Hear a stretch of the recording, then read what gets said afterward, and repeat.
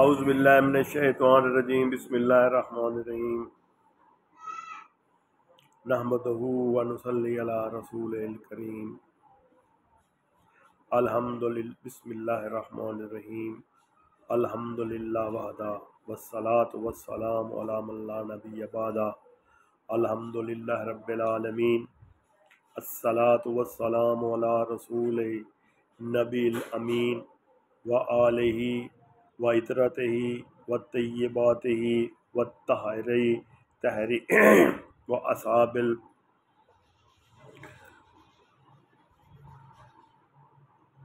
وکل من واسنہم بالاحسان علی یوم الدین۔ ناظرین، اس میں عربی ہے، اگر غلطی ہو تو اس کی میں معافی چاہتا ہوں۔ الحمدللہ وکفا والسلام علی عباد اللہ الذین اصطفیٰ۔ ناظرین، سلسلہ روحانی تجلی کی طرف سے آج میں آپ کو اللہ تبارک تعالیٰ نے جیسے جناب رسول اکرم نبی المکرم کو سارے انبیاء کا سردار بنایا، ساری کائنات کا سردار بنایا اور اول الآخرین کا تاج، سرداری کا تاج پہنایا، اسی طرح اللہ تعالیٰ نے آپ صلی اللہ علیہ وسلم کو، آپ کے گھر والوں کو، آپ کے خاندان کو سب سے عالی خاندان بنایا، اور سب سے عالی خاندان کے ساتھ عالی گھرانہ بنایا، سب سے عالی نسل بنایا۔ آپ صلی اللہ علیہ وسلم کا ارشاد پاک ہے، اللہ تعالیٰ نے قبائل آدم میں سے عرب کو چھانا، پھر عرب کو چھاننے سے عرب میں سے مضر کو چھانا، پھر قبائل میں سے قریش کو چھانا، پھر قبائل قریش میں سے ہاشم کو چھانا، پھر ہاشم سے اللہ تعالیٰ نے ہمارے نبی پاک فرما رہے ہیں ہمارا انتخاب کیا۔ میں سب سے عالی نسب ہوں اور سب سے عالی نسل کا ہوں۔ فرما رہے ہیں کہ میری نسبت اعلیٰ ہے، مجھے اللہ تعالیٰ نے آدم سے لے کر جناب عبداللہ تک رضی اللہ تعالیٰ عنہ پاک برتنوں میں، وہ پنجابی میں بھانڈا کہتے ہیں، پاک برتن، اعلیٰ نسب، جناب کی نسل اعلیٰ نسل ہے۔ کائنات میں کوئی ایسی نسل نہیں ہے، کوئی نسبت ایسی نہیں ہے جو رسالت مآب صلی اللہ علیہ وسلم کی ہے۔ تو اللہ تعالیٰ نے آپ صلی اللہ علیہ وسلم کی نسل کو تمام نسلوں سے اعلیٰ اور افضل بنایا، آپ کی نسبت کو سب سے افضل نسبت بنایا، اس طرح آپ کی اولاد کو بھی عالی نسبت اور عالی خاندان حسب نسب اور عالی خاندان بنایا۔ اللہ تعالیٰ نے آپ صلی اللہ علیہ وسلم کی نسل اور اولاد پر ہمیں درود پڑھنے کا حکم فرمایا، اور اللہ کے نبی نے بھی وہی درود ہمیں نماز میں سکھایا۔ آپ صلی اللہ علیہ وسلم نے فرمایا، لوگوں کا نسبت چلتا ہے بیٹوں کے ذریعے، اور میری نسبت، میری نسل اور میری اولاد چلے گی جناب سید کائنات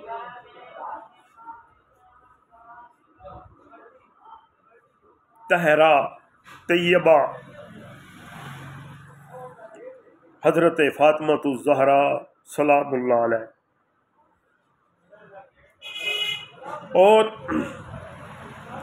ان کی نسل فرمایا قیامت والے دن ہر تعلق اور نسبت ختم ہو جائے گی سوائے میری نسبت کے اور تعلق کے۔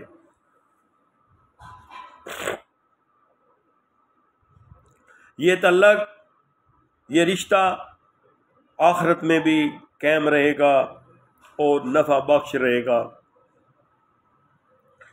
اور ایک موقع پر یہ بھی فرمایا، جس نے میری اولاد پر احسان کیا، سبحان اللہ، جس نے میری اولاد پر احسان کیا، وہ اس کا محسن کے احسان کا بدلہ دینے پر قادر نہ ہوا سکا، تو میں اس احسان کرنے والے کا احسان کا بدلہ بروز قیامت میں خود دوں گا، سبحان۔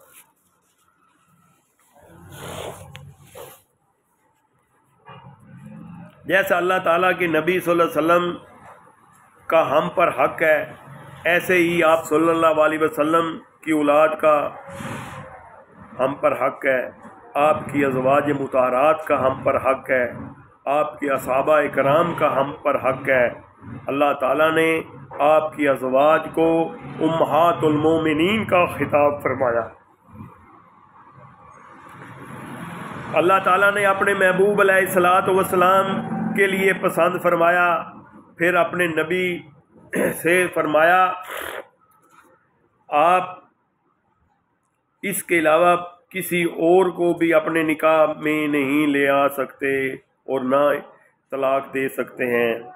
اسی طرح اللہ تعالیٰ نے نبی کی اولاد ہیں سے، اسی طرح اللہ تعالیٰ کے نبی کی اولاد ہے، اس کے بارے میں خود اللہ تعالیٰ نبی سے فرماتے ہیں،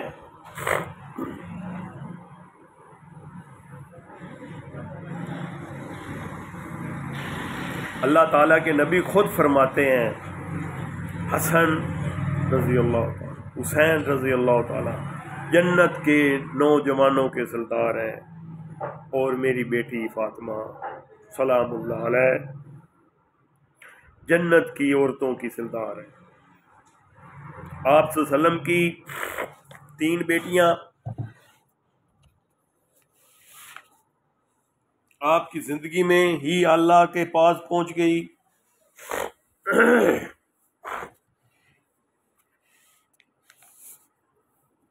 حضرت فاطمہ الزہرا آپ کی دنیا کے پردہ کرنے کے بعد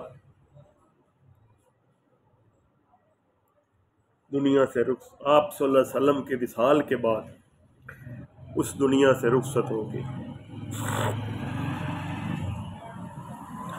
حضرت فاطمہ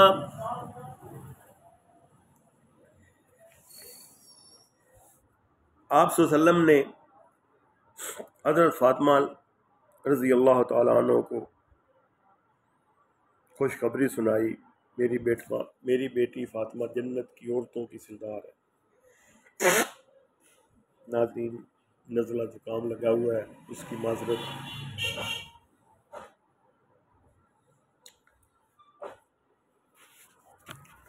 ہماری زبان کہاں کہ ہم ان پاک ہستیوں کے پاک نام جو ہم بغیر وضو بھی یہ نام نہیں لے سکتے، یہ نام لینا بھی ہماری عبادت ہے۔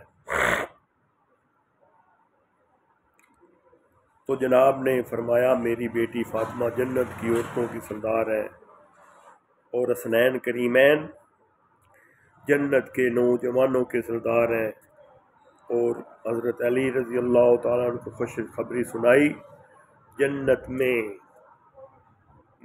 تیرا گھر میرے گھر کے سامنے ہوگا، سبحان اللہ۔ اے علی، جنت میں تیرا گھر میرے گھر کے سامنے ہوگا۔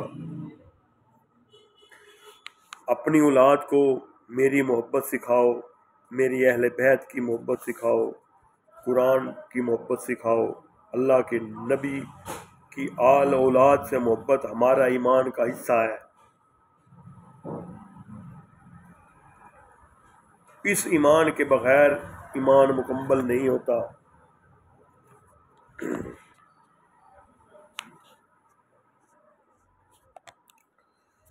اس لیے اللہ کے پاک نبی نے فرمایا میرے اصحابہ، میری اہل بیت سے محبت ایمان کا اس لیے حصہ ہے کیونکہ ایمان مکمل اس وقت تک نہیں ہو سکتا جب تک آپ اللہ کے نبی، اللہ کے رسول اور اس کی آل کے ساتھ محبت نہ کریں۔ ان کے بغیر ایمان کی تکمیل ناممکن ہے۔ لیکن آپ اس بات کا بھی خیال رکھیں کہ آل و اولاد اس لحاظ سے خاص اہمیت رکھتی ہے کہ حضور نبی کریم صلی اللہ علیہ وسلم پر ایک فرشتے بھی عبادت کر رہے ہیں اور اللہ بھی عبادت کر رہے ہیں۔ اللہ تعالیٰ فرما رہے ہیں ان اللہ و ملائکتہ یصلون علی النبی یا ایھا الذین آمنوا صلوا علیہ وسلموا تسلیما۔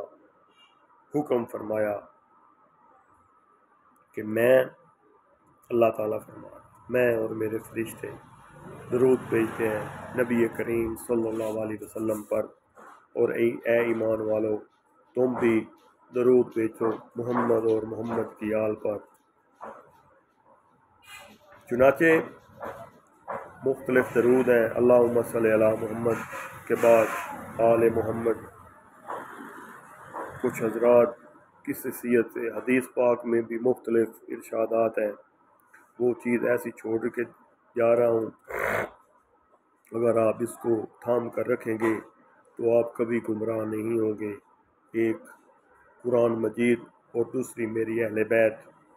تو تذکرہ زندوں کے حقوق واجب میں ہے، مگر افسوس کے ساتھ کہنا پڑتا ہے کہ امت میں اس حدیث کو بھول گئی ہے اور اہل بیت سلام اللہ علیہ رضوان کے مبارک تذکرے کو فراموش کر بیٹھی ہے۔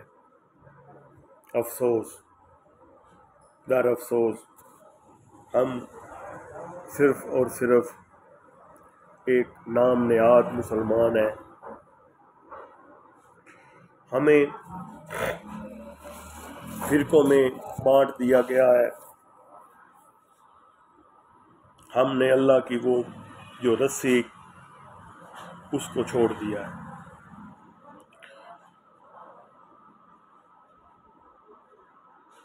جو اللہ نے ہمیں فرمایا کہ اس رسی کو مضبوطی کے سامنے ہمیں شیعہ، سنی، بریلوی، دیوبندی، وہابی، چکڑالی فرقوں میں تقسیم کر دیا گیا ہے۔ ہم بحیثیت مسلمان، ہم نے کبھی غور کیا ہے کہ رسالت مآب صلی اللہ علیہ وآلہ وسلم کے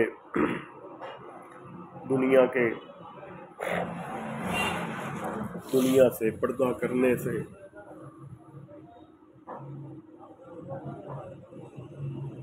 200-250 سال بعد ہمارے فقہ کے امام پیدا ہو رہے ہیں۔